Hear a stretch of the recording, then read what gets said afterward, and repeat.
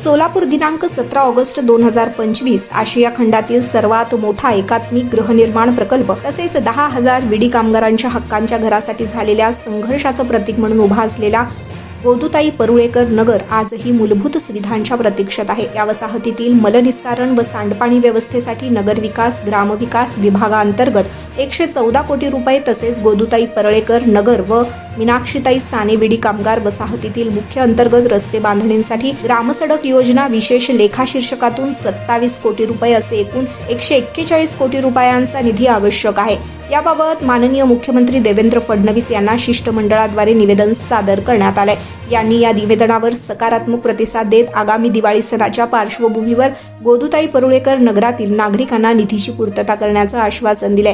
ही माहिती संस्थेचे मुख्य प्रवर्तक व ज्येष्ठ नेते माजी आमदार नरसई आडम मास्तर यांनी दिले। राष्ट्रतेज अटल कामगार गृहनिर्माण सहकारी संस्थेच्या घरकुल हस्तांतरण सोहळ्यानिमित्त मुख्यमंत्र्यांच्या सोलापूर दौऱ्यात ही मागणी करण्यात आली आहे। मुख्यमंत्र्यांनी जिल्हाधिकारी माननीय कुमार आशीर्वाद यांना प्रत्यक्ष पाहणी करून संपूर्ण अहवाल शासनाकडे पाठवण्याचे आदेश दिलेत।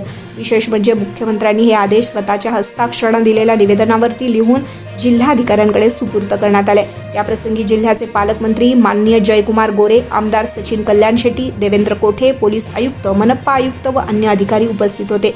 शिष्टमंडळात रे नगर फेडरेशनचे सचिव मोहम्मद युसुफ, मोहम्मद हनीफ शेख, गोदूताई परुळेकर वसाहतीच्या चेअरपर्सन शकुंतला पाणीभाते, सुनंदा बल्ला, फातिमा बेग, मीनाक्षीताई साने वसाहतीच्या चेअरपर्सन यशोदा दंडी, विल्यम ससाने, वसीम मुल्ला आदी मान्यवरांचा समावेश होता।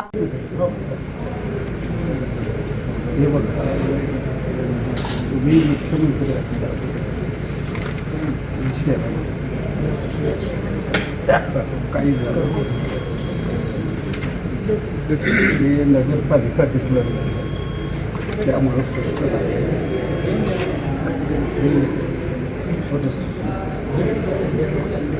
त्या वेळेला 15 म्हणजे 10 वर्ष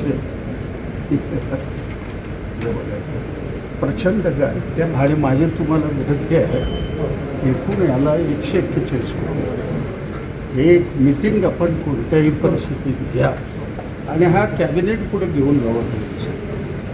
हे असं 5-10 तुकड्यांनी केलं काही होणार नाही।